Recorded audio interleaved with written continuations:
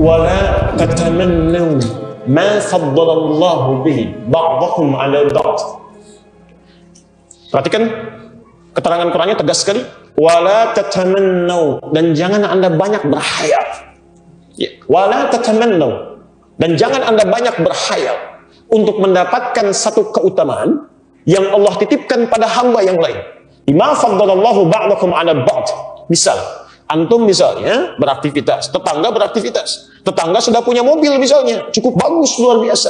Tiba-tiba tetangga yang punya mobil, antum yang berhayal makainya. Enak ya, terus sampai 2 jam tuh.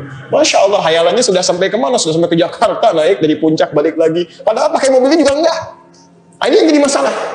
Banyak orang yang membuang-buang waktu dengan menghadirkan hayalan dalam kehidupannya, sehingga tidak maksimal. Ada yang begitu. Kalau yang biasa-biasa mungkin enggak. Ketika orang bawa Ferrari, ketika orang naik pada sesuatu yang bagus, ketika orang punya jabatan, kadang-kadang suka muncul angan-angan dalam benak kita. Itu kerjaan setan. Kerjaan setan. Karena setan sendiri sudah berjanji kepada Allah, di antara caranya dia menggoda manusia dengan menghadirkan angan-angan di benak manusia. Quran surah keempat An-Nisa ayat 116 sampai 119. Posisi paling kanan di pertengahan dan sedikit ke bawah. Yang secara spesifik di ayat 119-nya.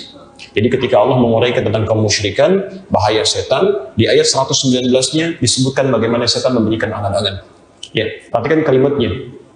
Wala udillannahum. Ya, dan aku akan sesatkan anak keturunan Adam itu. Wala umanniyannahum, dan aku akan berikan angan-angan, dibuat berhayal. Ya, tamanni itu menghayalkan sesuatu pada yang belum diraih.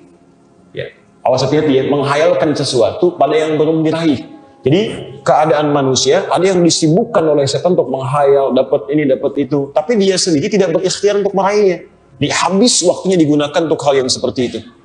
Karena itulah kemudian ketika angan-angan didatangkan oleh setan, turun ayat untuk menepis keadaan itu sekaligus memalingkan pada konsep yang benar.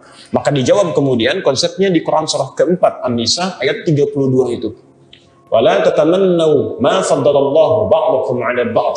Jangan pernah menghayalkan sesuatu. Lihat kalimatnya la, ya, yang bermakna nahi, larangan. Jadi larangan itu harus tegas kita hindari, jauhkan. Jadi cara cepatnya kata Quran, begitu ada hayalan dalam benak kita, wah cepat tinggalkan, palingkan. Ini nggak benar.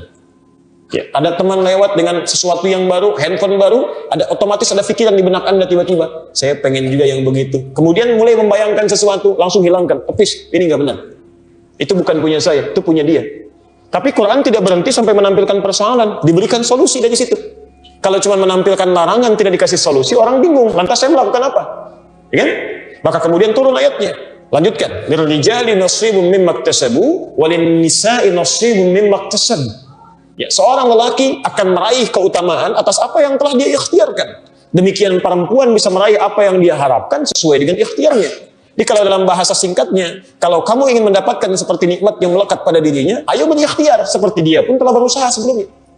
Jadi kalau ada orang mendapatkan nikmat yang baik, mungkin dia telah bekerja keras, telah berdoa, bekerja keras. Anda ingin mendapat yang serupa, nggak usah menghayal. Buang-buang energi, buang-buang waktu, buang-buang tenaga, dan buang-buang kesempatan untuk ibadah. Lebih baik mulai persiapkan rencana, ikhtiar untuk meraihnya, dan bertawakal pada Allah Subhanahu wa Ta'ala.